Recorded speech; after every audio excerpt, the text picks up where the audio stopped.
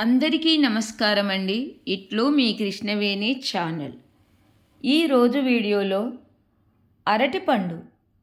అరటిపండును దేవుళ్లకు ఎందుకు నైవేద్యం పెడతారు? అసలు అరటిపండుకు అంత ప్రాముఖ్యత ఎలా వచ్చింది?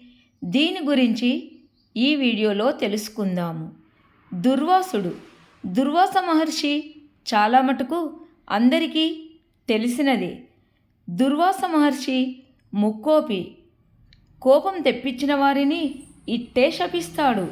అందువల్లనే అతను ఎక్కడికి వెళ్ళినా అందరూ ఆ మహర్షిని విపరీతమైన భక్తి శ్రద్ధలతో పూజిస్తారు. దూర్వాస మహర్షి తన భార్య అయిన కదలితో ఒక పర్ణశాలలో నివసిస్తూ జపతపాదులు చేసుకుంటూ ఉండేవాడు. ఆయనకు కోపం ఎక్కువ. అందువలన కదలి నిరంతరము ఎంతో జాగ్రత్తగా ఆయన కోపానికి గురికాకుండా ఉంటూ ఉండేది. ఒక సాయం సంధ్యాకాలంలో దుర్వాస మహర్షి ఎంతో అలసటగా ఉండడం వలన పర్ణశాల బయటి అరుగుపైన నడుం వాల్చాడు. వెంటనే గాఢ నిద్రలోకి జారుకున్నారు.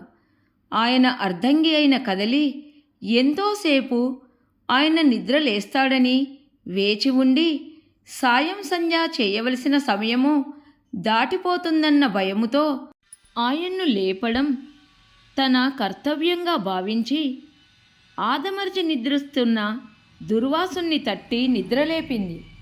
నిద్రాభంగం కలిగినందుకు పరమ కోపిష్టి అయిన ఆయన పట్టలేని ఆగ్రహంతో కళ్ళు తెరిచి భార్యను చూశాడు.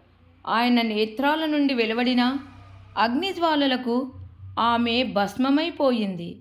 ముందు వెనకలు ఆలోచించక తాను కోపం తెచ్చుకోవడం వలన జరిగిన అనర్థానికి దుర్వాసుడెంతో పశ్చాత్తాపపడ్డాడు.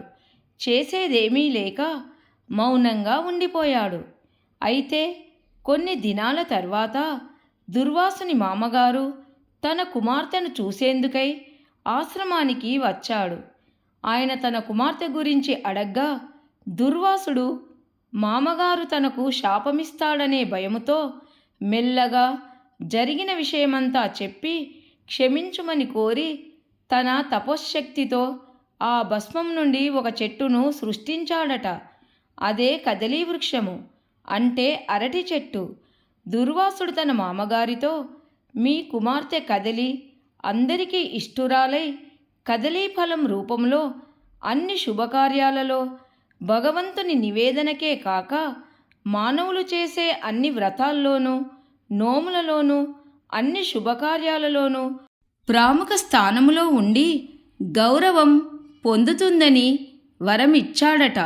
అందుకే అరటిపండుకు అంత ప్రాముఖ్యత. కథ సమాప్తం. నచ్చితే లైక్ చేయండి. అందరికీ ధన్యవాదములు.